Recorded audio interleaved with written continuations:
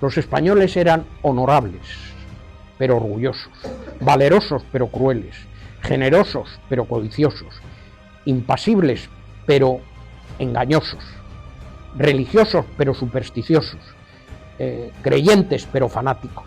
Ahí viene lo de la Inquisición. La Inquisición, que existía en Francia, que saben ustedes que se originó en Francia, la Inquisición no, es un gentilicio que no necesita explicación, es por definición española. Los europeos durante 250 años vivieron hipnotizados por el éxito de España. Ya saben ustedes que Voltaire solo pudo entrar, pues estuvo en la cárcel varias veces, solo pudo entrar el último año de su vida en París, y Rousseau literalmente entró vestido de lagarteana, entró disfrazado porque lo querían matar. Me gustaría preguntarle qué papel tuvieron las élites cuando llegaron los Borbones al poder.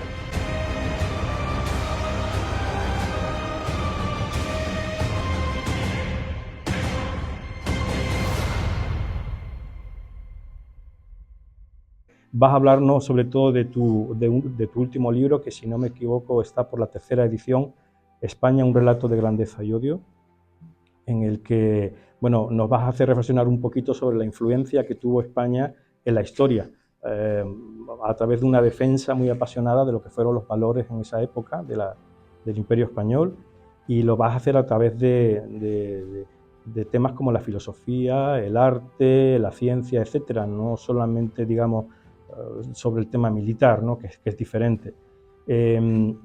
Y lo que haces también es detallar en tu libro, si no me equivoco, es una imagen de nuestro país en el exterior, de alguna forma ver un poco cómo nos veían ellos, o nos ven ellos, desde fuera, que es un tema, yo pienso que muy interesante para todos los que estamos aquí hoy. Nos contabas también en este libro que la leyenda negra se fue forjando de una forma muy premeditada, pero que en contraposición a esa leyenda negra hubo una época de admiración por nuestro país. Cuentas que todos los grandes imperios han tenido leyendas negras, el ruso, el inglés, el francés, etcétera, pero que las leyendas negras suelen nacer en contraposición de una leyenda rosa, de alguna forma. Y bueno, pues entonces lo que nos quieres decir es que nos vas a contar hoy un poco es que España o el Imperio Español tenía una potentísima imagen favorable en esa época y que el mundo hispánico tenía un prestigio inabordable, algo que muchos de nosotros aquí no conocemos o no sabemos, porque solamente hemos oído una versión, que es la versión de la leyenda negra. Bueno, efectivamente, yo soy de los que creo que en esta locura que significa este libro, soy de los que creo que, esto no es leyenda negra. Esto es, hay una potentísima época de admiración e imitación de todo lo español, de fascinación por todo lo español. El resto de los países, dice John Eliot, un gran profesor que habla de historia moderna, los europeos durante 250 años vivieron hipnotizados por el éxito de España. Por lo tanto, hay una época muy grande de admiración e imitación. Y pondremos algunos ejemplos muy rápidos, porque si no, no tenemos tiempo. La conquista de Granada, en el 92 se produce la conquista de Granada, la gramática de Nebrija, y las naves de Colón llegan a las Antillas. Son tres cosas que los gentes de la época hablaron de stupor Hispaniae, es decir, la admiración que les produjo lo de España. Conquista de Granada nos parece que es algo que se celebra, yo tenía eso, la idea en la cabeza, que no tenía mayor importancia, que es algo que se celebra en Granada de vez en cuando, pero que eso no, en la época tuvo una enorme importancia. Enrique VII en Inglaterra decretó 4 días de fiesta, y en St. Paul's Cathedral hizo un sermón el propio rey en honor de los reyes de España. Bueno, cuando llegó la noticia a Roma, las campanas estuvieron 48 horas tañendo. No sé si sería el mejor momento de ir a Roma, pero eso es lo que fue. Es decir, produjo una impresión enorme, enorme. ¿Por qué? En parte por mala conciencia. Equilibraba la pérdida de Constantinopla, que los cristianos, europeos cristianos, tenían la idea que no habían ayudado a la otra Roma, a la Roma que quedaba, Constantinopla, y la habían dejado caer en manos del infiel. Los turcos era la gran potencia musulmana de la época y por lo tanto había una dosis de mala conciencia. Lo de América tenía una conexión casi mesiánica, era la idea de, bueno, no se podía ir por la ruta de Marco Polo, que ustedes han leído y conocen, que es la de las caravanas, porque estaba controlada por turcos y venecianos. Colón básicamente lo que vende es otra ruta. La vende mal porque estaba equivocado en las medidas, como todos sabemos. Tenían razón los geógrafos estos y padres de la Rábida, que estaba equivocado el asunto. Pero lo que les vende es otra ruta. ¿Para qué? Para lograr un tesoro que ayude luego a la conquista de Jerusalén. En esto una cosa que tenemos que entender, que para nosotros es muy difícil porque vivimos en otro mundo, es que esto es un mundo bíblico. La gente se sabía su Biblia. España estaba llena de conversos que se sabían muy bien el tema. Y esto de la reconquista de Jerusalén era fundamental. Igual que veremos en la llamada leyenda negra que la ambición por tener un imperio desmedido era el gran pecado bíblico de los españoles. ¿Por qué? Porque imperio, el único imperio, solo podía ser del Mesías, con la venida del Mesías. Por lo tanto, decía Richelieu, en la leyenda antiespañola, estas gentes son blasfemos. Vuelvo a decir, aquí hay que releer la Biblia. Yo el primero, si no, no se entiende. Esto no se entiende. Lo mismo que hay una cultura del pecado que ahora nos cuesta mucho entender. Esto de Fray Montesinos, de decirles a los conquistadores y encomenderos, estáis en pecado y os vais a morir y condenar en pecado, la gente de la época lo vivía. Hay bastantes casos de encomenderos y conquistadores que devuelven todo, el dinero, los indios, todo, y las familias acuden al virrey diciendo, mire usted, este loco ha dado todo y estamos en la indigencia. ¿Por qué daba todo? Porque la idea era que habían cometido un pecado insólito, que era abusar de los indios de América, que no eran esclavos. Ya sabemos que cuando Colón llegó con unos indios encadenados, acabó él encadenado por la reina católica, o sea que eso no se podía, no se toleraba el hacer. Pero eso lo tenemos que entender, que hay una cultura del pecado que tiene muy poco que ver con nuestro mundo. No estoy hablando que fuera buena o mala, estoy diciendo que es muy distinto. Bueno, por lo tanto, hay una enorme época que empieza en ese año Annus Mirabilis de 1492, o incluso antes, con el matrimonio de los reyes de España, de Castilla y Aragón, y que se extiende, pues básicamente hasta muy principios, la paz de Utrecht quizás, pero muy principios del siglo XVIII, y que es de una enorme admiración. Voltaire lo dice, hasta muy entrado el reinado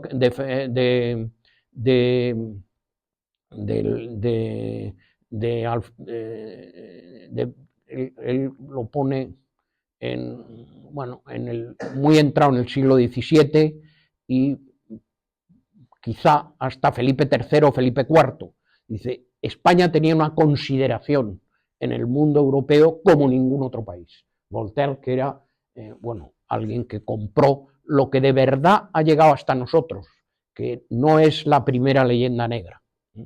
Esto de las leyendas negras, tiene razón, veo que algo sirvió esto que decía yo, ¿no? Hay un francés que se llamaba Pierre Chonu, que escribió eso que llaman los franceses una grande thèse, que es Sevilla y el Atlántico. Primero dice lo más fundamental para un ignorante como yo, que es que, esto de América no fue una casualidad, y ahora hablaremos de eso. Estas gentes tenían las carabelas, adoptaron el astrolabio a la medida, a una medida no de la longitud, que no se podía porque no tenían cronómetros, pero sí de la latitud, y por lo tanto, por eso navegaban como no navegaban los demás, ¿no?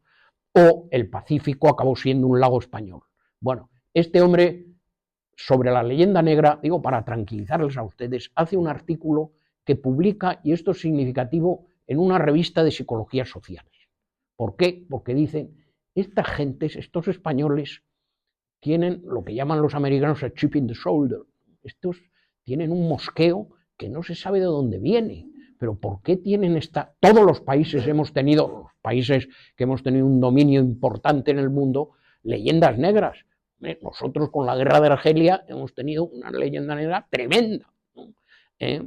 Bueno, todas tienen algún punto de verdad, pero nunca nos hemos tomado esto demasiado en serio los demás. Los españoles sí, por cierto, los americanos también, los norteamericanos. Los españoles tienen este complejo muy raro, y por eso escribe el artículo en una revista de psicología social. Bueno, lo que llamamos leyenda negra, y entraremos en eso enseguida, es una leyenda basada en la idea de crueldad, de matanzas, horrores, etc. Adaptada no tanto de América, lo de América les viene como pretexto a los rebeldes hugonotes holandeses en su rebelión contra los austrias, que ya se produjeron varios episodios en tiempos de Carlos V. De ahí viene, ¿no? De ahí viene. Y eso toman sobre todo el libro de las casas, que ustedes conocen, el de la destrucción de las Indias, que circuló sin ningún problema antes de ponerle la televisión de la época, que son básicamente las ilustraciones. Las ilustraciones. Al ponerle las ilustraciones, una familia que se llamaba de Brie, que eran hugonotes, se produjo el estallido porque coincidió con la rebelión flamenca. Ahí se produce el estallido. Y esta idea de que estas gentes asesinan a los indios, y aquí nos va a pasar lo mismo que ha pasado en América. Aquí quiere decir en Flandes. En Flandes. Estos van a hacer lo mismo. Bueno, ustedes conocen lo de la rebelión, el saco de Amberes. Hay muchísimas ilustraciones. Yo he puesto aquí alguna, que las pueden ver ahí, del saco de Amberes. Bueno, del ejército, de los tercios que había en Flandes, 8.000 más o menos eran lo que hoy llamaríamos españoles. Hasta 30 y tantos mil eran los propios flamencos. Bastantes italianos. Los españoles eran una minoría. Eso, bueno, no se suele decir. Ciertamente, esa es una parte de la leyenda negra. La que desaparece cuando la prepotencia enorme de España se eclipsa. ¿Y qué queda? Queda la que recogen los filósofos, Montesquieu, Diderot, Voltaire, etc. ¿Por qué? Porque les viene bien para criticar al rey cristianísimo, a Francia, con el pretexto de España. No se atreven a decirlo directamente. Ya saben ustedes que Voltaire solo pudo entrar, pues estuvo en la cárcel varias veces, solo pudo entrar el último año de su vida en París, y Rousseau literalmente entró vestido de lagarterana, es decir, entró disfrazado porque lo querían matar, el rey cristianísimo. O sea, que estas cosas no se las tomaban de manera suave, ¿no? Entonces, el pretexto de España, ¿qué es? Una cruzada intelectual anticatólica, que los filósofos emprendieron con una parte menor de la leyenda negra, pero que a partir del 18 es importante, y que es la que hemos recibido ahora. España es un país atrasado, reaccionario, católico, refractario a la ciencia, que no investiga, que no cultiva. Eso es un país y eso, si uno cae en una cultura católica, uno va a acabar siendo un país atrasado, de tercera, y eso es lo que le va a pasar a Francia también. Esa es lo que les interesa a los filósofos.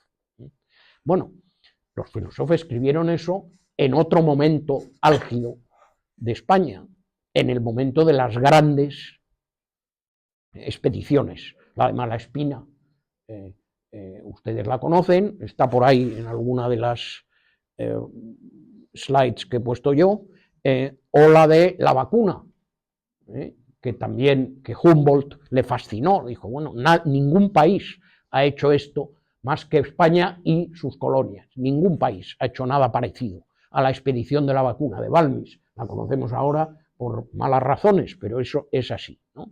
Bueno, pues a pesar de eso, eso sí arraiga, pero vuelvo a decirles, me voy al principio, eso no es la leyenda dorada de 250 años, o hasta la paz de Utrecht, hasta 1700, incluso después, un poco después, que es esto de admiración, de estupor de la potencia española, en todos los sentidos. Hemos hablado de la divisa, lo de los tercios es una cosa conocida, viene probablemente de las guerras de Granada, el primer ejército más o menos moderno, estructurado. Antes las batallas eran racias, duraban un verano o menos, unos meses, porque no había logística. El primer ejército que inventa esto de que, bueno, esto hay que habituallarlo, es el ejército español o castellano y español, porque la conquista de Granada es eso, en Granada. Claro, ustedes, aquí hay algunos agentes que es de mi edad, pero no sé si recordarán lo que era ir antes a Granada, desde el norte o desde Madrid. Bueno, era una expedición con unas carreteras espantosas. Claro, ahora todos son aves y autopistas. ¿Qué quiere decir? Que esa guerra fue una guerra de ingenieros de caminos, avant la lettre, por así decir, y de obreros. Lo que hablan las crónicas es cuántas mulas, cuántos obreros, cuántas palas y picos, esto de Fernando Grande de Córdoba, de picos, palas y azadones, es verdad, eso era el ejército, y eso hace una máquina militar muy potente, que ensoñaría a Europa durante 200 años. Bueno, eso ya lo sabemos, y eso producía estupor en Francia también. Monsieur de Brantôme, si lo leen ustedes, caminó con un caballo durante una jornada de 12 horas para ver pasar a esos príncipes que son los soldados de los tercios. Le parecían príncipes. ¿Por qué? Porque eran muy superiores a cualquier otra cosa. En Italia lo celebraron, hay muchísima literatura sobre eso, porque consideraban que eso era lo que había derrotado a la caballería medieval francesa, en Pavía. Bueno, en Pavía, como les digo, esto es un imperio. En Pavía había alemanes, flamencos, italianos, etcétera, del lado, por así decir, español. Pero, bueno, eso produce un entusiasmo en Italia enorme, porque eso era la idea de que un ejército de infantería, que es el arma de la República, ha derrotado a la caballería, que es el arma feudal. Bueno, luego, eso sí, cuando el ejército de infantería se queda, ya el entusiasmo disminuye. Los italianos, ¿no? Ya en el asalto de una de las ciudades dicen, bueno, los españoles cani arrabbiati, como perros rabiosos. Ya la imagen es algo distinta. Por cierto, la imagen en Italia del español es el catalán. Los españoles son catalanes. Catalanes, es el primer español. Incluso los valencianos. El Papa Borgia era ese catalano circunciso, dicen los italianos. Bueno, Es decir, que estas cosas hay que manejarlas de manera como son y muy complicado. Porque tenemos los tercios, tenemos el dinero o la divisa y tenemos naturalmente las navegaciones que son la carabela, el astrolabio, el poder ir a adentrarse en aguas atlánticas difíciles y luego en el Pacífico. El Pacífico, 200 años, fue, dice un historiador australiano, un lago español. Los extranjeros no se atrevían a entrar. ¿Qué quiere decir esto? Ustedes tienen que representarse, a lo mejor hay gente que navega, y navega a vela, y lo sabe muy bien. Tienen que representarse que eran barquitos, que la energía era a vela, era el viento. Claro, si no había viento y si no se conocían los regímenes de los vientos, las tripulaciones se morían de sed y de hambre. Es decir, esta primera circunvalación y el descubrimiento después de eso, después de Magallanes y Elcano, el descubrimiento de cómo ir desde Filipinas a México, a Acapulco, costó decenas de años y muchas tripulaciones muertas y desbaratadas. ¿Por qué? Hasta que aprendieron que había que ascender y coger los vientos que venían de Japón y que eso los llevaba a América.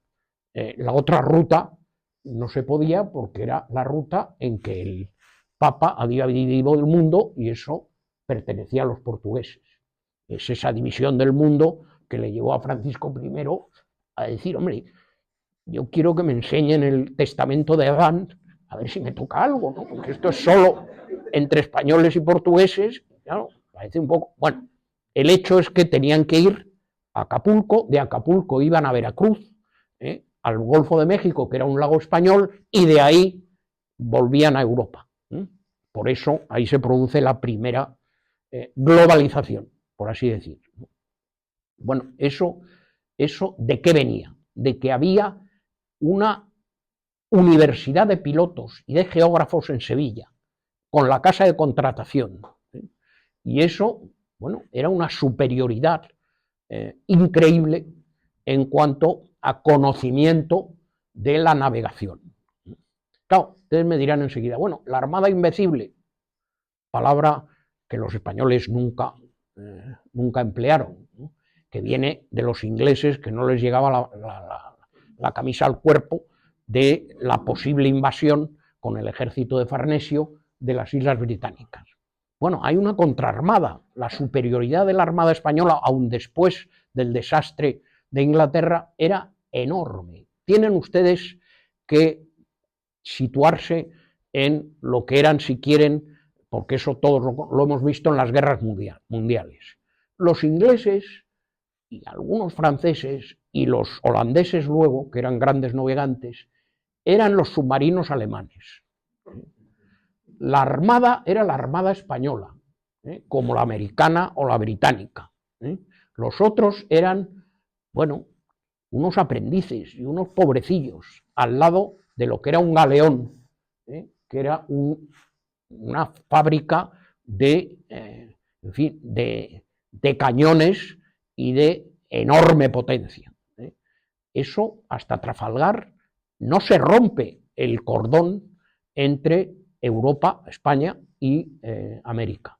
Por lo tanto, la superioridad de la Armada era incontestable, incontestable. ¿Qué otra cosa es muy importante?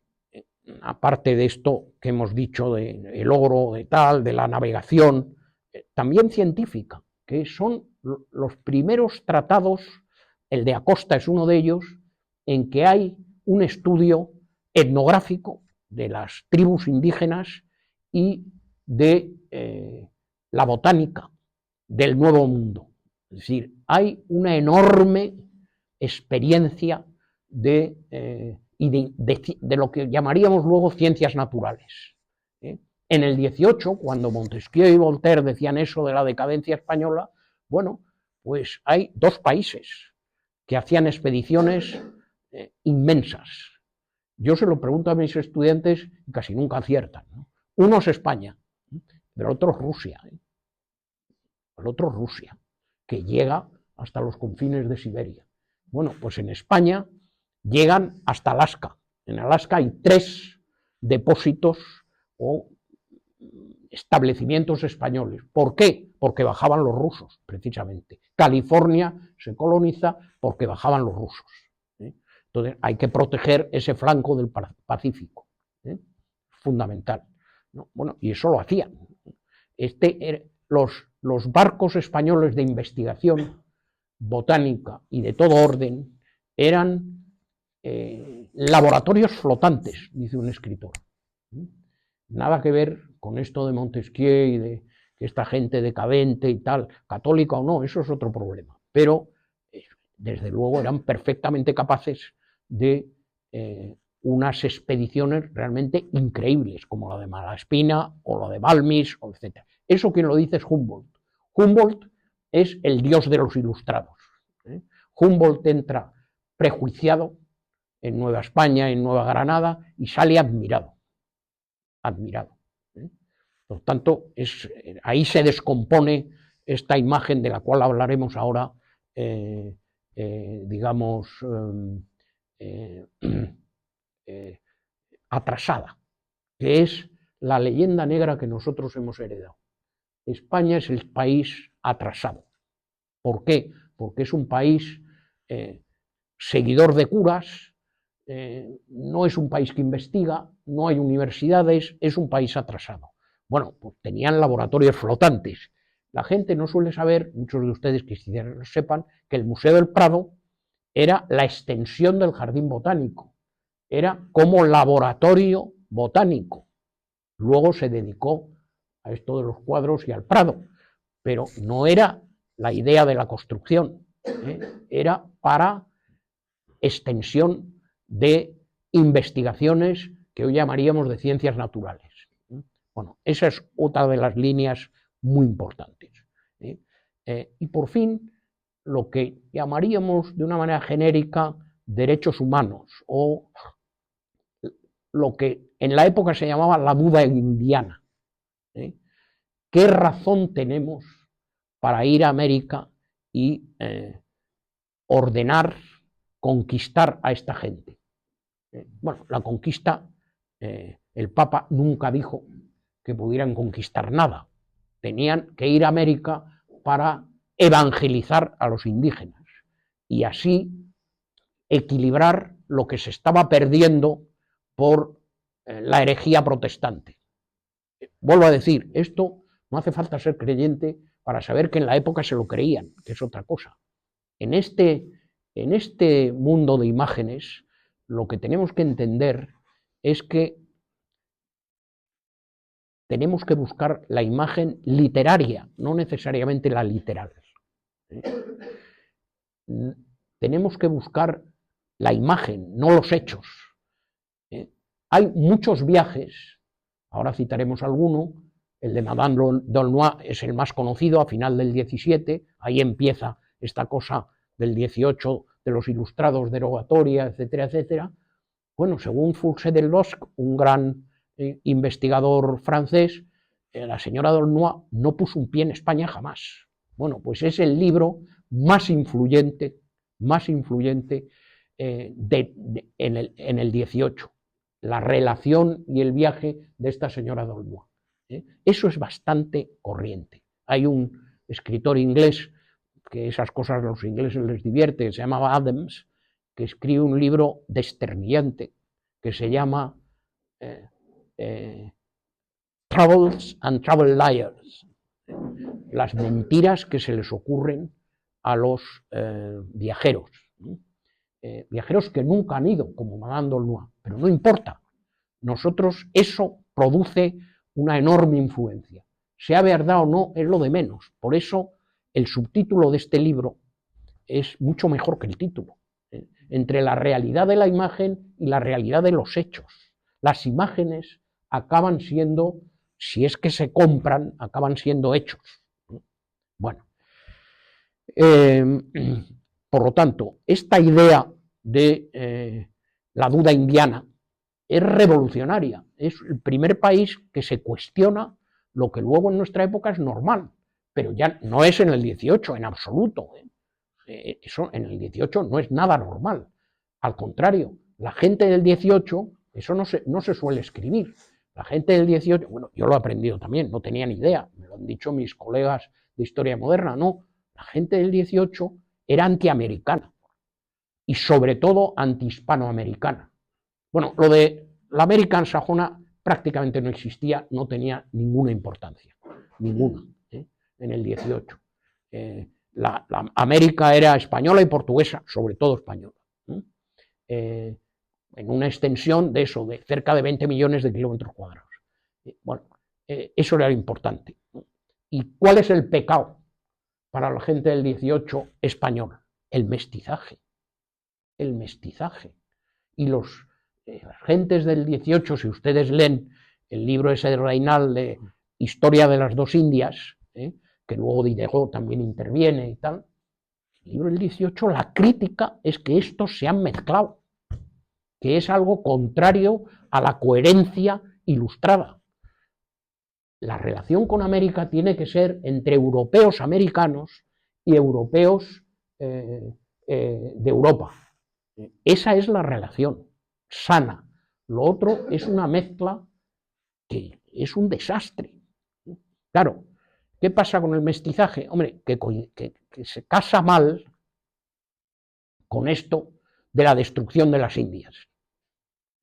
Esto ya hay gentes que se dieron cuenta en México. Dicen, bueno, es que aquí ya no quedan pocos indígenas puros. Claro, un escritor mexicano que dijo, sí, efectivamente, pero por mezcla de sangre, no por derramamiento de sangre, es que no es lo mismo.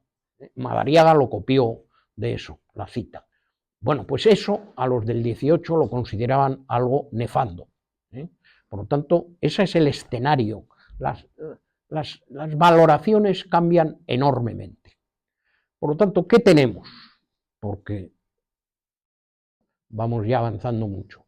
Tenemos dos estereotipos o dos imágenes muy potentes. Muy potentes. Una, la imagen de admiración e imitación, por un lado, frente a la imagen crítica de el español decadente. La admiración e imitación se acompasa en la misma época con la imagen contraria, que es la del español destructor de indios, la del asalto de aquí descuartizando indios, pero eso es lo que utilizaron estos de Brie para decir que aquí en Flandes, en Amberes, etcétera, les iba a pasar lo mismo. Eso que llamamos la primera leyenda negra. Bueno, pues esa época existe eso. Es decir, que hay una admiración y confrontación, por un lado, entre los siglos XV y finales del XVII y principios del XVIII. Y luego, una imagen crítica y ejemplificadora, que es la de los filósofos, la del XVIII, que es la de la España decadente. Esas son las dos imágenes principales, que son contradictorias en sí mismas. Pues claro, el matar indios, asesinar indios, hombre, es tremendo y es un pecado insolidum, decían. Le dijeron al rey, además, usted está tolerado, si tolera esto a conquistadores y encomenderos, está cometiendo un pecado que está registrado en el Levítico. Por lo tanto, se va a condenar. Lo de las casas, que por cierto era un hombre muy popular y con mucha influencia en la corte, la escribe al príncipe Felipe, esa idea de la destrucción de Indias, precisamente para criticar eso. Pero, bueno, tremenda, pero potente. Lo que es evidente es que es potente. Buena o mala, pero es potente. La del 18, no.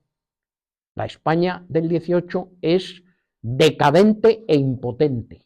que no es lo mismo, es exactamente lo contrario. Esa es la parte de Leyenda Negra que nosotros hemos comprado. La Leyenda Negra tiene sus ventajas también, no sé por qué se denosta tanto, y es que al meter en un tuntum revolutum todas estas críticas de los españoles, hace españoles, es decir, extiende la idea de lo español, lo mismo que la crítica directa de los separatistas catalanes fabrica también constitucionalistas, claro, bueno, es decir, eso fabrica constitucionalistas. Bueno, pues esta Leyenda Negra fabricaba españoles. Bueno, entonces hay ese periodo de admiración, imitación, pero también confrontación tremenda, crítica enorme. Bueno, hay un historiador inglés que se llama Page que dice: la Leyenda Negra no es más que el tributo que una potencia superior recibe de pequeñas potencias que están viendo las migajas que caen de eso y que están fuera del sistema imperial. El sistema imperial son los Habsburgo. Hay otro historiador inglés, H.G.P. Taylor, que lo dice muy bien. En los países normalmente las dinastías son episodios en la historia de los países, pero hete aquí que en los Habsburgo son los países los episodios de la dinastía, que no es lo mismo. Claro. Y esa es la idea del imperio. El imperio era, hasta Westfalia y hasta Utrecht, era el centro del mundo, era lo más importante, en todos los sentidos. Bueno, pues eso es lo que acaba en el siglo XVIII, con la crítica de los filósofos. Bueno, y también con una situación militar y económica muy distinta. Quizá no en Rocroi, como solemos creer, sino probablemente en la batalla de las Dunas, pero en todo caso, la idea que España es un país de monjes andrajosos, de pordioseros, de malos caminos, de posadas donde se come mal, etcétera, etcétera. Entonces, la idea de el Palacio del Buen Retiro, que es donde parece que imitaron los ingleses el Banqueting Hall de Londres, o en Versalles el Salón de los Espejos. Eso desaparece con la idea de que este es un país de pordioseros. Eso sí, claro, cuando Napoleón llega a Madrid y se mete en el Palacio de Oriente, que Luis XIV había dicho a su nieto que ahí es donde tenía que hacer el nuevo palacio, el Alcázar se había quemado, que ahí es donde tenía que haber el nuevo palacio, se queda asombrado.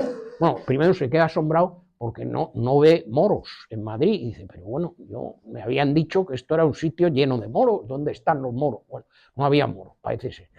Pero lo siguiente es, mon frère est mieux logé que moi-même, dice al ver lo del Palacio de Oriente, que es el mayor palacio de Europa durante muchos años.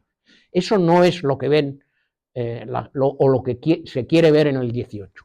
En el 18 hay impotencia y decadencia. Impotencia y decadencia. Bueno, yo tengo aquí en algún lugar los antónimos de la época imperial más importante.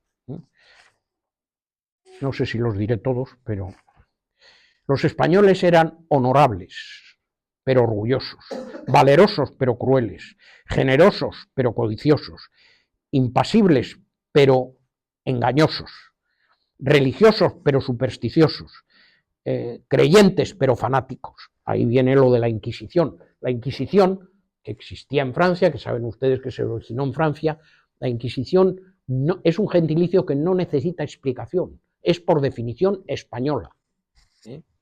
Es por definición española, no hace falta explicarlo. Bueno, el abogado este de los golpistas del año 17, ¿no? el abogado flamenco, muy astutamente se refirió a la apología de Guillermo de Orange. Dijo, no, es que estos son así, siempre han sido así. Tengan en cuenta que esto se nutre de generalizaciones que cabalgan a través de siglos, ¿eh? No de precisiones, ni de investigaciones, no, son generalizaciones. No hay muchos países que tengan imagen, todos tienen una idea de imagen, pero si yo les digo a ustedes, bueno, Dinamarca, aparte de Shakespeare, ¿qué imagen tiene? Pues tendrán problemas a lo mejor en decirme claramente cuál es la imagen, pero si se dice España, se sabe que no hay caracterización del barroco sin la presencia española, que no hay ejemplos de romanticismo sin la presencia española. Por lo tanto, los países que tienen imagen son aquellos que una parte de la cultura del mundo occidental ha ejemplificado con esos países. España es uno de ellos, para bien y para mal. Bueno, José Carlos Mainer dice, tenemos el exotismo metido dentro de nosotros, nos guste o no, eso es parte de la imagen que tienen los demás de nosotros. Bueno, Francia, en fin, tiene la imagen de la Ilustración, Inglaterra del positivismo y la industrialización de principios del siglo XIX y mediados del siglo XIX. Estados Unidos, el mundo de la imagen hoy día. Bueno, eso es así, ¿no? Grecia o Roma del mundo clásico. En fin, eso, por más que... y eso produce choques. Lo mismo que Napoleón dijo, ¿dónde están los moros? Pues Hitler, al invadir Grecia, dijo, pero vamos a ver, estos no son dóricos, ni son arquetipos del Partenón, estos son turcos. ¿Qué es esto? Bueno, bueno, eso es parte de este tipo de generalizaciones. Bueno, esas colección de adjetivos meyorativos y peyorativos es el mundo imperial. En el 18 es lo contrario, es que se pasa de la potencia a la impotencia, que se pasa del español valiente y bravo a la bravuconada, que viene del miles heroico italiano del 400. El capitano español ya empieza a aparecer en las obras francesas del 18, 17 y 18, finales del 17 y 18, que es un objeto de risa. Hay que sacar un capitano español porque se cae, se lía con la capa, la espada es demasiado grande, en fin, es un hombre de argenté, además dicen los franceses, miserable con la capa roída, etcétera, etcétera. Bueno, pues eso es la imagen del 18, por más que estas expediciones de Balmis o de Malaspina sean otra cosa. De esto de ir a Alaska, de las navegaciones increíbles, de los barcos que son laboratorios flotantes, sea completamente distinta a la realidad. Pero es así. El español del 18 es el que se dibuja como el español impotente, el español atrasado, el español reaccionario. Eso es la caracterización del 18. Ya no es el cruel que mata indios, etcétera, etcétera. Bueno, por cierto, esto de la matanza de indios tiene sus problemas, ¿no? Porque, claro, esta chica Roca Barea ha calculado, y eso tiene bastante gracia, ¿no? Que para completar las cifras que se dan de matanzas de indios, los españoles, desde la conquista hasta la emancipación, cada uno de ellos, los niños también, tenían que haber matado 4 indios todos los días. Claro, parece un poco mucho. Y luego, esto no, el terror tiene su aquel, ¿no? ¿Cuál es el ejemplo que últimamente se pone? No, lo que pasó con los indios en América es lo mismo que la Shoah, es lo mismo que el genocidio de los nazis. Bueno, ¿cuál es el problema? Hombre, ¿dónde están los osarios? Pues claro, si mataron 1.500 millones de indios, ¿dónde están los osarios? Porque cámaras de gas no había en el siglo XVI, ni XVII, ni XVIII, ¿dónde están los osarios? No, es exactamente lo contrario. Los españoles, o los castellanos y luego españoles, porque claro, toda esta historia de que resulta que Cataluña era un país colonizado y que ahora se quiere autodeterminar, va a hacer que los virreyes catalanes del Perú se remuevan en su tumba, porque, en fin, es un poco complicado, ¿no? Interpretar cómo colonizado un país que ha dictado la política económica del resto, poniendo aranceles, que es un impuesto a los demás, durante 200 y pico años, es complicada la cosa. Lo cual no quiere decir que no se haga, porque aquí todo es posible, ¿no? Pero esto de eso, de la matanza, lo mismo que lo de los judíos, lo mismo que el holocausto, hombre, vamos a ver, es que aparte de los osarios está el mestizaje, que es un hecho que se comprueba todos los días. Por lo tanto, es muy complicado el justificar eso. No, la idea de un imperio, no solo el español, sino otros, era imponer un poder en una etnia determinada. La de Hitler no era eso, era vaciar de etnias un enorme territorio para imponer una etnia germana en ese territorio. Los eslavos eran gente inferior, eso viene de un libro de Darwin de 1870 y tantos, El mundo de las expresiones en los hombres y en los animales, y ahí es donde se quiere implantar no un poder, sino simplemente una colonización, es decir, es unas Indias del Vístula a los Urales, pero sin indios. Esa es la idea, sin eslavos. No se trata de hacerles trabajar en ninguna minas, se trata de eliminarlos, que es muy distinto. Sin embargo, la comparación se hace continuamente. Y ya digo que es complicado de justificar, no se sabe bien cómo se maneja eso, pero eso es un hecho. Bueno,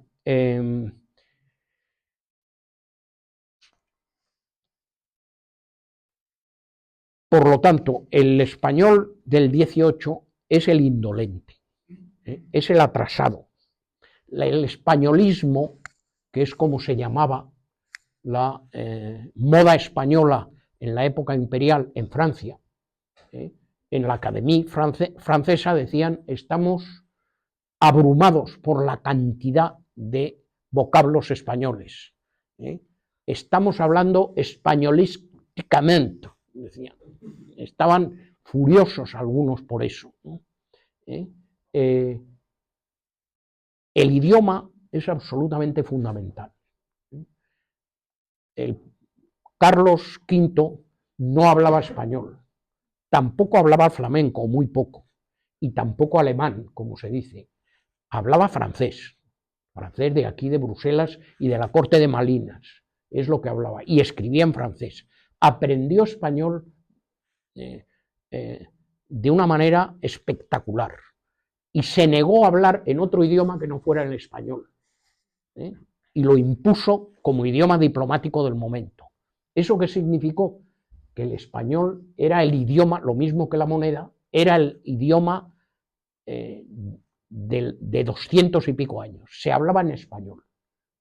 Bueno, una de las personas que he preguntado más, una pobre chica que estaba haciendo su tesis sobre los Habsburgo, me pasó lo siguiente: sabía mucho, pues me lo dijo su maestro, de los Habsburgo. Yo le pregunté, bueno, claro, cuando usted fue a Viena, y se había pasado muchos años, llevaba ya 10 años en Viena, y se hizo la tesis en Viena, dijo, claro, usted sabría ya alemán, y dijo, no, al principio no, tampoco importaba mucho. Digo, ¿pero cómo? Dice, no, porque mire, todos los documentos estaban en español. Al alemán se traducía para funcionarios de segundo nivel.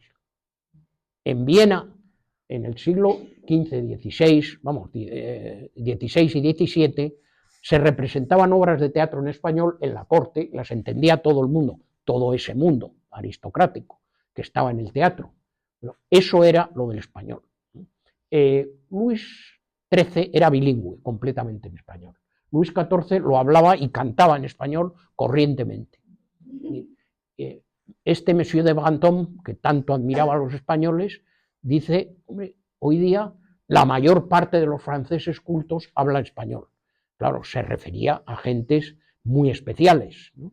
Pero esa era la idea, es decir, la gente leía y hablaba español. Lo de la lengua es fundamental, fundamental.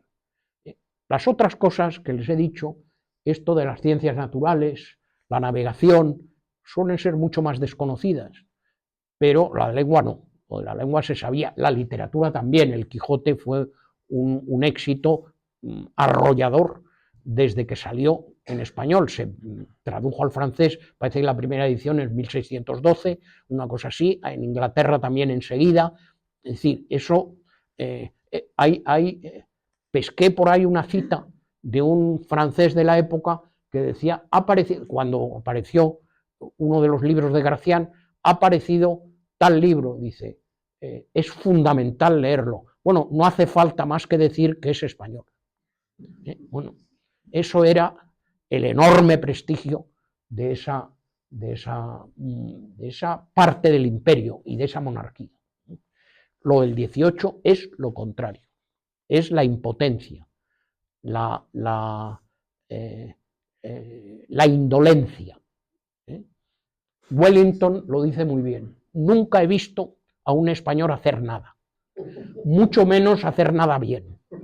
Simplemente se sientan alrededor, hablan de la gran potencia de España y they all indulge in the national indolence, la indolencia nacional. Esa era la idea. Esa es la idea que caló en el siglo XVIII. Luego, en el finales del XIX, con esta cosa neodarwinista, después de este libro que ya comparte con todos los latinos, que, bueno, los latinos son pueblos de segunda categoría.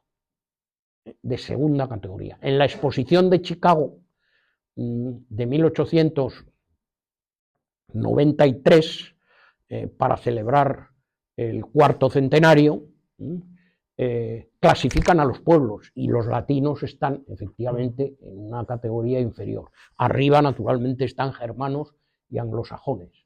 Eso viene de eso. Entonces, eso es distinto.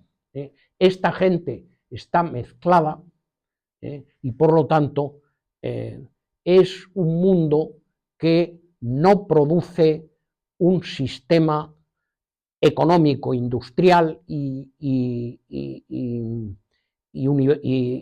educativo moderno. Bueno, eso se lo tragan bastante los franceses, que miden cráneos si son dolicocéfalos o alpinos o tal o cual, porque son derrotados en 1870 y eso es, bueno, la race prussienne, dice un libro, que va a enseñorarse del mundo.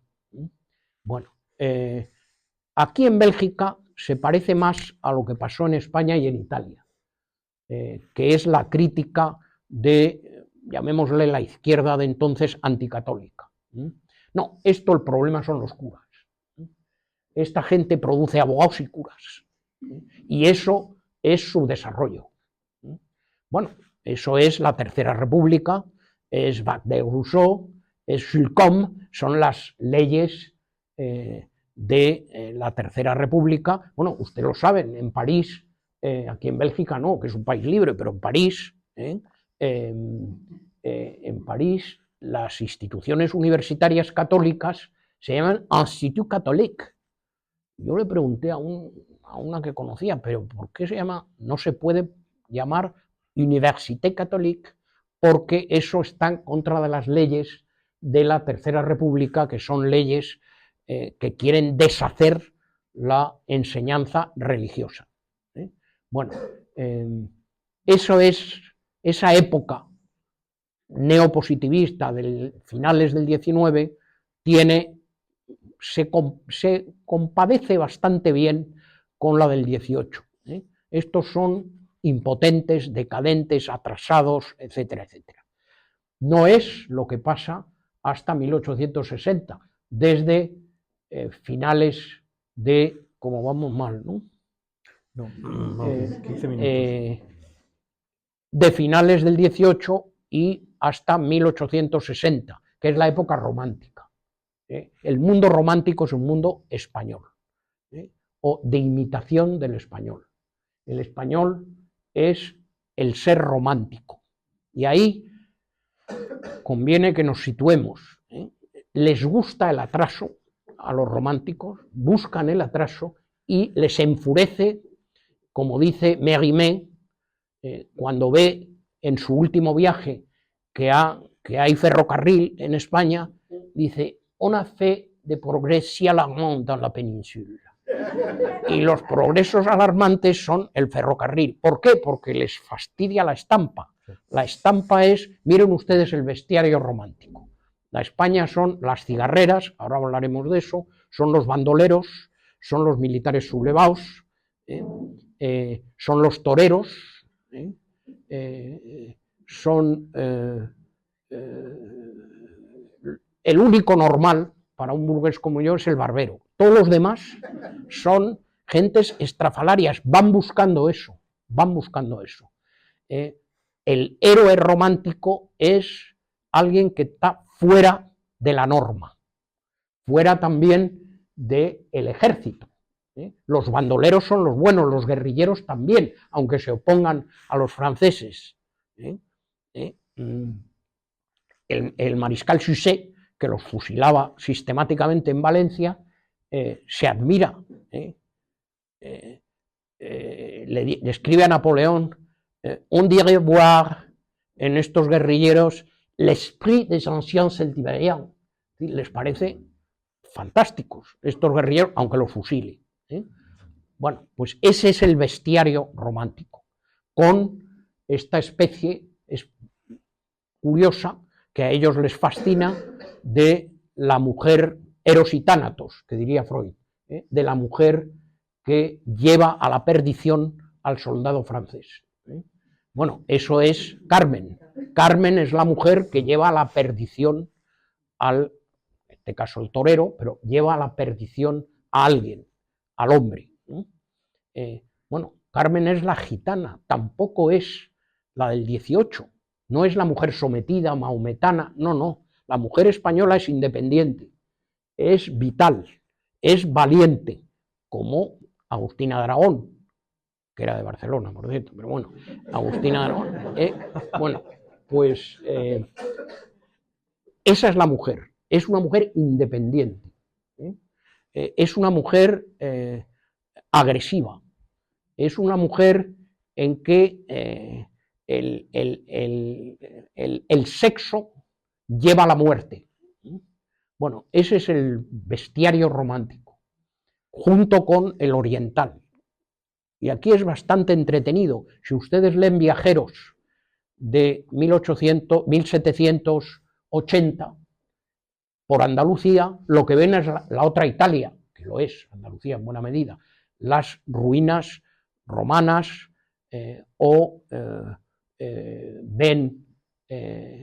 quieren ver en Córdoba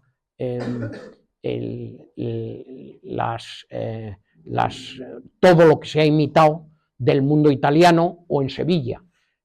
40 años después, 30 y tantos, 40 años después, lo que buscan es el toque oriental, es decir, el mundo árabe, el mundo oriental, es decir, España se convierte en una peregrinatio orientalis. De Santiago, que es la peregrinatio pietatis, pasamos a la oriental. La búsqueda de Oriente cerca de Europa. Pronto se puede ir incluso en tren. Bueno, eso es lo que busca el viajero romántico. Busca lo distinto. Busca lo que él considera que es arcaico. Busca las ruinas. Eso es lo que buscan. Y busca la mujer que es una gitana, no es la española sometida, no, es una gitana que maneja la navaja, dice uno, lo mismo que la aguja de tejer. Bueno, pues eso es lo que tienen en la cabeza y lo que buscan. Y eso se extiende hasta Bueno, pues 1870, 80, a partir de eso vuelve otra vez esta cosa decadente, pero más bien degenerada, por este toque neodarwinista. Bueno, eso se reproduce después. La época de la guerra civil es una época romántica. Esto de Ilya Ehrenburg, todos estuvimos allí, es porque es un safari romántico, la guerra civil. Hemingway va a eso, a ver cómo se matan. En Viriatú, que es un pueblo, si aquí hay vascos, lo conocerán porque está en el Bidasoa, está encima, bueno, en Viriatú alquilaban las terrazas para ver cómo se mataban abajo, la baja, claro. Es decir, eso es, la guerra civil es una guerra, se supone, vista de lejos, romántica. Ahí se recrudece otra vez esta idea romántica de los españoles matándose entre ellos, como en la época de Napoleón, entre ellos y matando a franceses. Bueno, esa es la idea, ¿no? Bueno, la época franquista es interesante porque la sombra del general Franco es alargada, no termina con la Constitución del 78, ni con las elecciones, ni siquiera con el triunfo socialista en que se produce la alternancia. No termina ahí. Hasta el 92, hasta el descubrimiento de que ese país no es como pensábamos que era, eso no desaparece. No desaparece. Por eso digo que es alargada. No importa que entre 1955 y 75 el crecimiento del PIB español fuera del 7% anual acumulativo, que es una cifra absolutamente increíble. Bueno, en 20 años mayor que la del Japón de entonces. Bueno, no termina con eso, hasta que se produce esto del 92. El 92, la Feria de Sevilla, lo de Barcelona, las Olimpiadas, bueno, eso cambia un poco la perspectiva. Y la entrada a raudales de turistas. Ojo, los turistas no les gustan a muchos extranjeros, los extranjeros románticos no les gusta nada lo del turismo. Esto del turismo va a destruir la idea de España. Lauridy, uno de los viajeros ingleses, dice: yo no vuelvo ahí. No vuelvo porque esto ya no tiene que ver con lo que yo había pensado. Bueno, aquí voy a terminar con lo siguiente. Yo hice este paper antes de escribir el libro para mi maestro en Oxford, Raymond Carr, en una Festschrift que tuvo cuando se iba a retirar ya completamente. Y bueno, él le divirtió mucho el paper, pero me dijo: mira, yo ya te he dicho muchas veces que todas estas cosas que escriben los extranjeros sobre España, los viajeros y tal, son disparates, que no tienen el menor sentido. Yo le dije, y entonces me mandó dos cosas. Una, luego ya estando yo en España, me mandó dos cosas. Una anécdota de Chesterton, que sí yo no la conocía, que cuando llegó a Francia en uno de los viajes le preguntaron: ¿qué opina usted de los franceses? Y dice: pues mire usted, no lo sé, no me los han presentado a todos.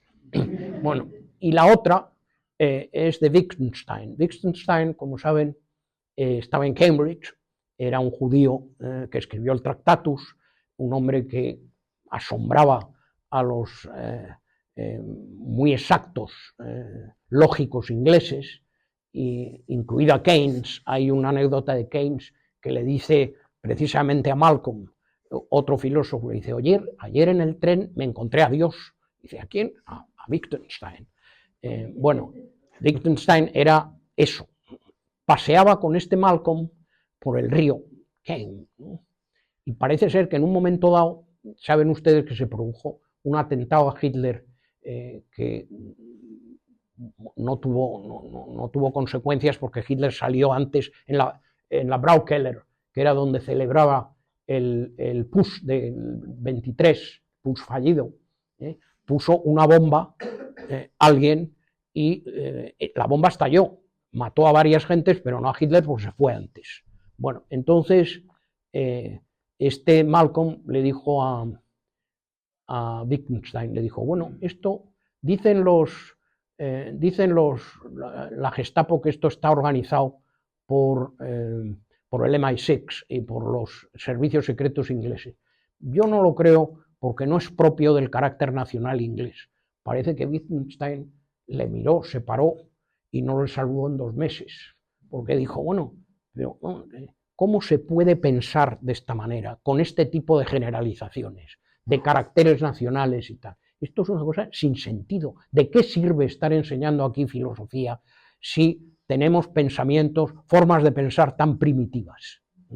Bueno, eso es lo que me mandó Raymond. Y yo le contesté diciendo, bueno, pero mire usted, dígame, le contesté con estas 2 cosas. ¿Qué es más real? ¿Qué es más real? La realidad de los hechos, que esta es la Torre Picasso de este arquitecto japonés, me parece, y en la misma época este cartel que yo encontré en United Airlines en Washington, en el aeropuerto que ahora se llama Ronald Reagan, pero antes se llamaba National. Bueno, en la misma época. Le dije, Raymond, dígame usted, ¿qué es más real? ¿La imagen o los hechos? Bueno, la verdad es que el hombre me escribió otras líneas diciendo, you may have a point. Bueno, nada más.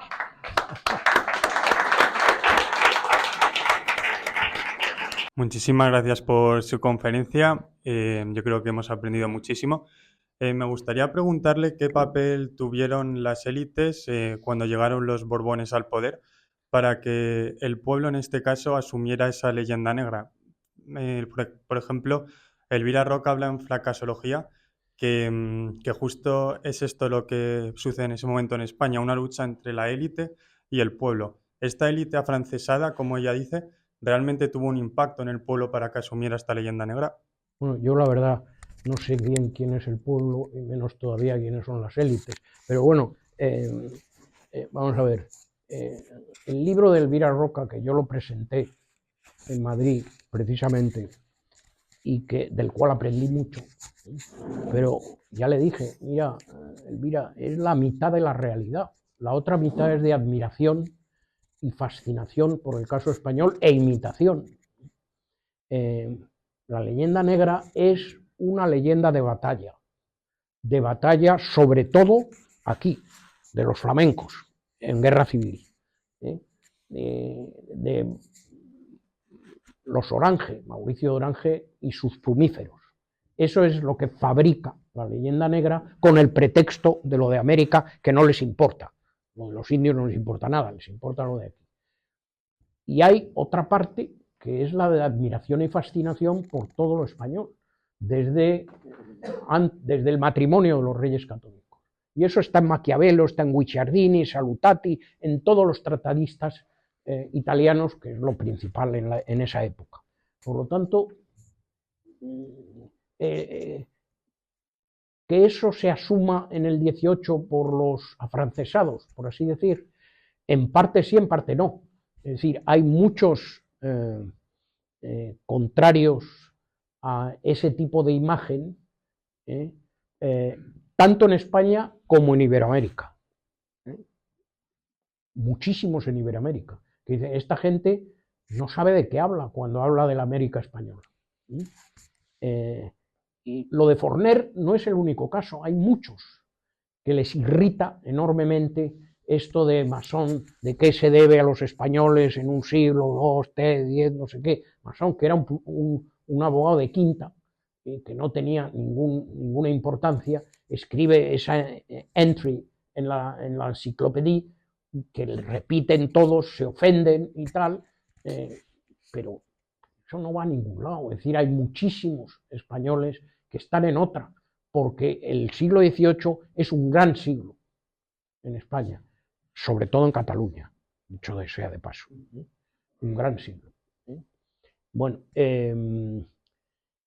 entonces, no sé cómo decirle, que hay una parte, digamos, que se interioriza esta idea, que, repito, es anticatólica, buena o mala, eso no estoy aquí haciendo juicios de valor, uno puede creer o no creer, eso es otra cosa, ¿no? Pero que es algo que montan estos enciclopedistas contra, en parte, la cultura católica, y que luego, 100 años después, hace crisol en las leyes de la Tercera República, de la segunda parte de la Tercera República, no la République des Ducs, como se llamaba la primera parte de la Tercera República. Pues no digo que no, pero hay muchos que están en otra cosa, sobre todo en Hispanoamérica.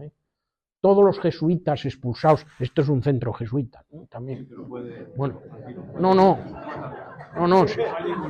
he dado clases en Notre Dame, como dijo bien la presentadora, y yo no vi un jesuita, salvo un día que me vinieron a pedir dinero para los IRA Freedom Fighters.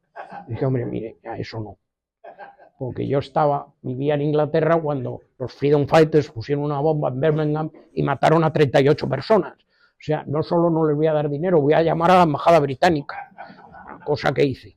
Y naturalmente en la embajada británica me dijo, don't worry, I'm fully aware of that.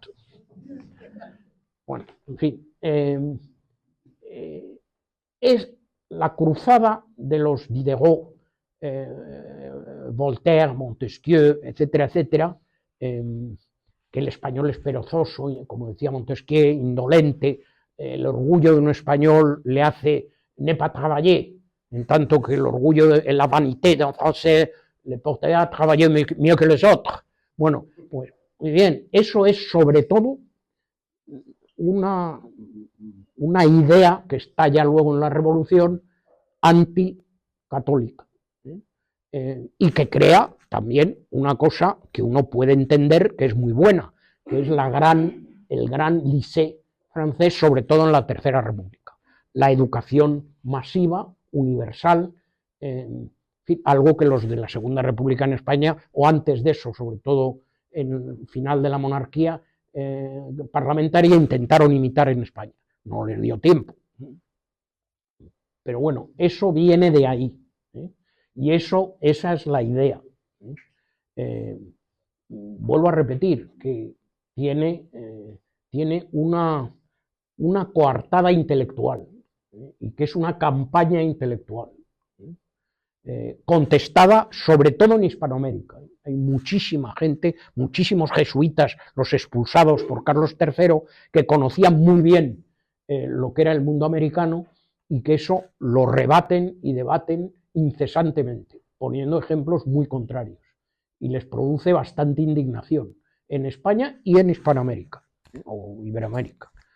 Sí, muchísimas gracias. Tenía dos preguntas. La primera, ¿en qué medida Hispanoamérica y en concreto México ha heredado esa leyenda negra cuando vemos la imagen que tienen, por ejemplo, los mexicanos en el cine americano, totalmente negativa? Y lo pregunto sobre todo con la paradoja de que, por ejemplo, en México, López Obrador en el fondo asume completamente la leyenda negra y hace argumentos críticos sin darse cuenta que posiblemente se retroalimenta contra el propio México.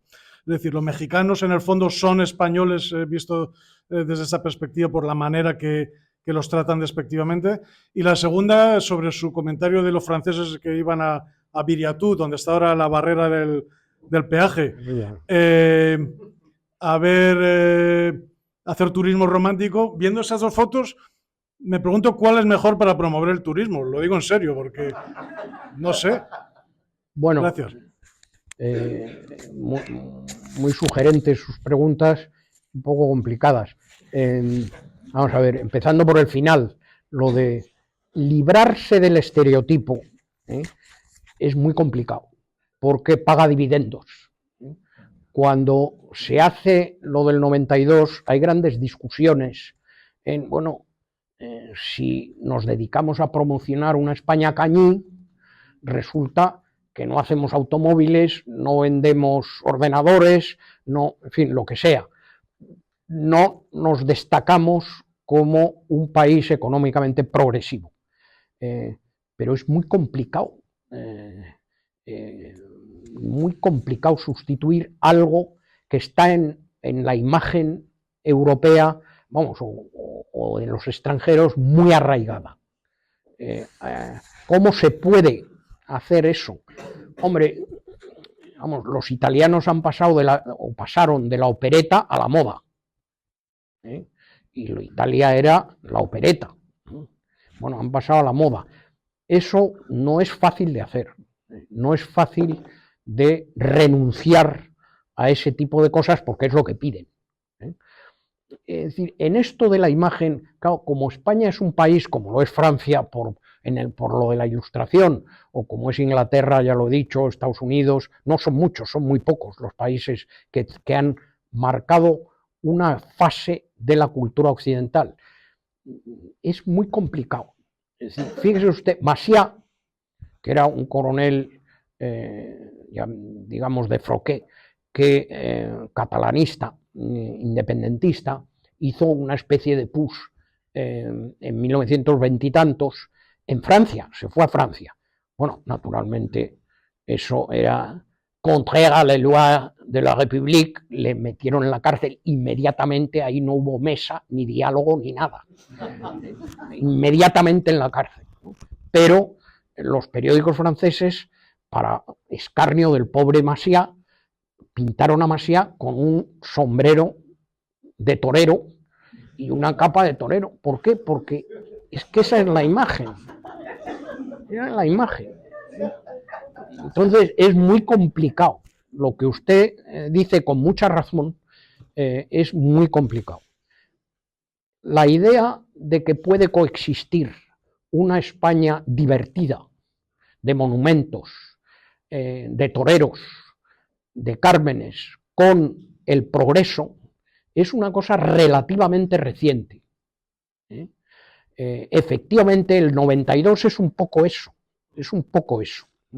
Esto, hay aves, hay trenes, el segundo país del mundo, tercero en extensión de ferrocarril de este tipo. ¿Qué sentido tiene una inversión de eso? Yo no me atrevería a decirlo, aquí habrá economistas que pueden discrepar, ¿no? Pero bueno, da la impresión de un país muy moderno, efectivamente, o dio la impresión. Y hay muchísimos artículos de periódicos, de revistas, uno de ellos dice claramente, Spain has arrived, España ha llegado, ¿no? Ha llegado a la modernidad, ¿no? En todos los sentidos.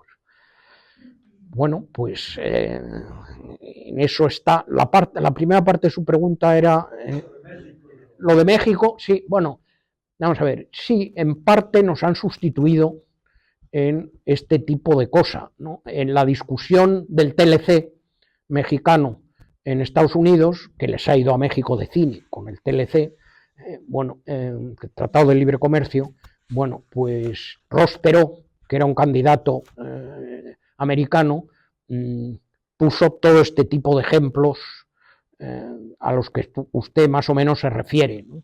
Estas gentes son primitivas, tienen un es siesta y fiesta, eso que dicen los franceses, que son los españoles, siesta y fiesta, bueno, que es esta cosa del 18 también, en el fondo indolencia, bueno, está en lo de México.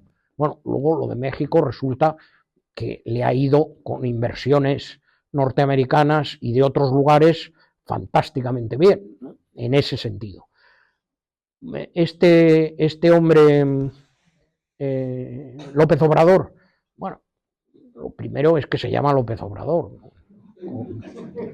no es un nombre azteca, ¿no? Ya es complicado, ¿no? Pero luego, pues, claro, él obtiene un rédito de ese tipo de cosas, porque México efectivamente en la Revolución del 10 tiene una beta muy antiespañola, porque el español era el gachupín usurero, el prestamista, esa era la imagen, y entonces el fusilar a un gachupín prestamista, pues eso estaba bien, ¿no? Entonces él cabalga a hombros de este tipo de imagen, ¿no? López Obrador, que Mire, yo no he ido muchísimo a México, muchísimo. He sido profesor en el Colegio de México. A mí el Colegio de México me pareció como mi antiguo colegio, que eran los restos de la España liberal de antes de la guerra, el mío. Y el Colegio de México era eso. Bueno, entre otras cosas, don José Gaos, el discípulo más destacado de José Ortega y Gasset, fue uno de los que hizo el Colegio de México. Casa de España al principio, luego Colegio de México. Nunca a mí me han tratado absolutamente de la manera más normal. Es verdad que a mí ese tipo de cosas, es fácil decirles, hombre, no hablen ustedes mal de sus antepasados. Entonces le dicen a uno, caen en la trampa, decirle, hombre, no, sería de los suyos. Y digo, no, los míos se quedaron en la península, no lo de ustedes. Entonces, bueno, se ríen, les entra la risa y la verdad es que lo toman bien. Yo no he tenido problemas de ningún tipo con eso. Vamos, la primera visita de Javier Solana cuando era ministro de Cultura, pues fue ministro de Cultura, la monté yo con un antiguo compañero mío de Oxford en el despacho de Reyes Heroles, que era el secretario de Estado de Educación. Y estamos juntos y le hicimos los dos discursos. No podía ser, yo no he tenido más que buenas experiencias de eso. Y ese tipo de disparates y tonterías, pues vuelvo a decir, es que esto de la imagen y del estereotipo son colecciones de disparates, más o menos desordenados. En eso tiene razón Wittgenstein, ¿no? Son formas primitivas de pensar. Si acaso es una resultante el carácter de un país, desde luego no es un origen, ¿no? Es la falacia de post hoc ergo propter hoc. Es una falacia conocida, muy simple. Entonces, en estos sitios, México, que es un país, no es una ciudad, México, Distrito Federal, bueno, hay gentes de primerísimo nivel que de estas cosas les parecen delirantes. Delirantes. Hombre, López Obrador lo cuenta bien, además, él lo cuenta bien. Dice, no hay que fiarse mucho de capas medias de la sociedad. Hay que ir a los pobres, que es lo bueno. Dice, porque eso es lo seguro. Nosotros nos tenemos que basar en la pobreza, que eso es lo seguro. Lo explica muy bien. No sé qué resultado va a dar eso al final, pero lo explica de manera coherente, quiero decir muy bien, de manera coherente. Entonces, este personaje, bueno, es lo que ustedes han oído. No sé si lo han oído varias veces, pero no hay más que oírle, ¿no? Entonces, hombre, yo creo bastante en esto de Pierre Sonnue, ¿no? No nos podemos tomar en serio estas cosas, ¿no? Cuando quieren esconder algo muy bien en Inglaterra, dicen, put it in the priest hole. El priest hole era el agujero del cura. Yo no sabía, nunca entendí, bueno, sabía que era esconder una cosa, pero ¿qué era? Que en el hogar, en lo que eran los hogares antiguos, les hacían un cuchitril ahí al cura para esconderle, porque lo mataban. Lo ahorcaban y lo arrastraban luego por las calles. Que eso sí está muy bien explicado, no lo del priesthood, pero sí está muy bien explicado lo de Rocabarea, sobre todo de las atrocidades de los hugonotes y los calvinistas. Sí está muy bien explicado. ¿Por qué? Esto, y lo que sí me interesa, porque cada país tiene su estereotipo, ¿no?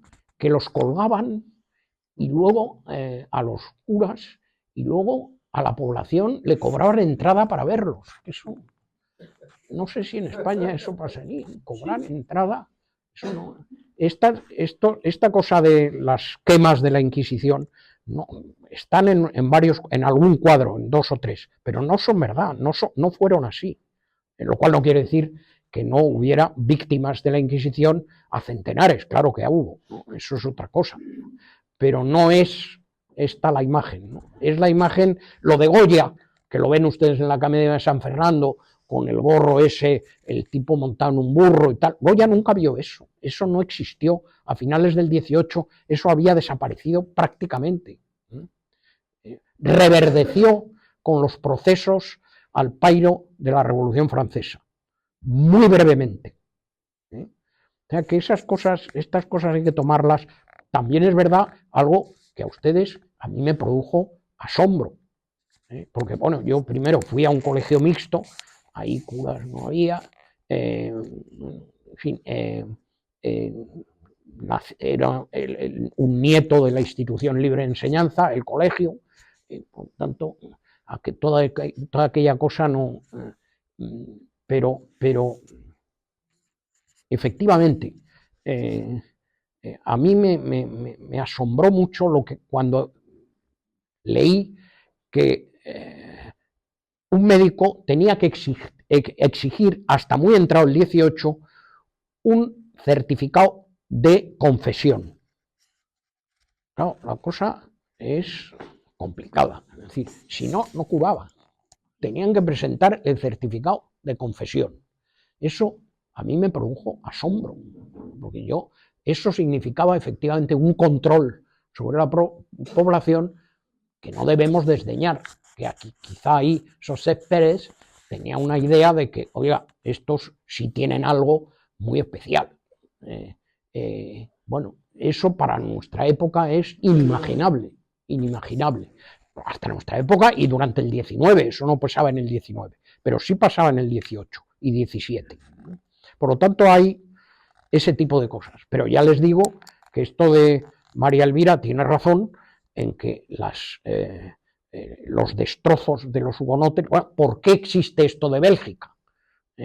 Como país diferenciado y católico y tal, porque a los otros les tenían bastante miedo. Es decir, eso, ¿por qué hay una gran parte de la población que está a favor de Farnesio y de los ejércitos imperiales y tal? Bueno, porque protegían la libertad de culto católico, que perseguían en el otro lado. Eso, bueno, hay varias de estas que... ¿Qué es lo que hace que Margarita de Parma le diga a Felipe II, oiga, esta gente están enloquecidos, están asaltando las iglesias, destrozando las imágenes, quemando, tal, porque dicen que eso es un pecado en la Biblia, es una idolatría y que hay que acabar con ello? Ese ataque iconoclasta, hay una de las imágenes están ahí. Bueno, eso es lo que produce la petición de que entre un ejército en Flandes. Un ejército, vuelvo a decir, minoritariamente español, mayoritariamente flamenco, italiano, etc. Que luego, eso sí, como todos los ejércitos del mundo, cuando no se les paga, claro, entran en Amberes y saquean. Claro, eso tiene que ver con que eran ejércitos que se les pagaba mal. El triunfo de los holandeses, precisamente al final, fue que pagaban. El crédito, no solo la Academia Militar de Leiden y todo eso, fue que pagaban regularmente la soldada. Soldado viene de soldi, de sueldo, ¿no? Bueno, eran ejércitos mercenarios, naturalmente, que había que pagar. Bueno, y si no pagaban, saqueaban.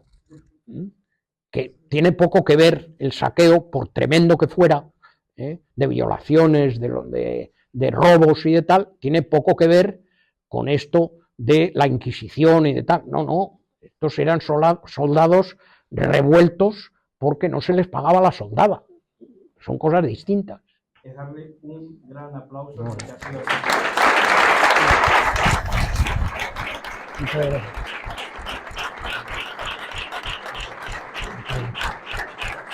Esto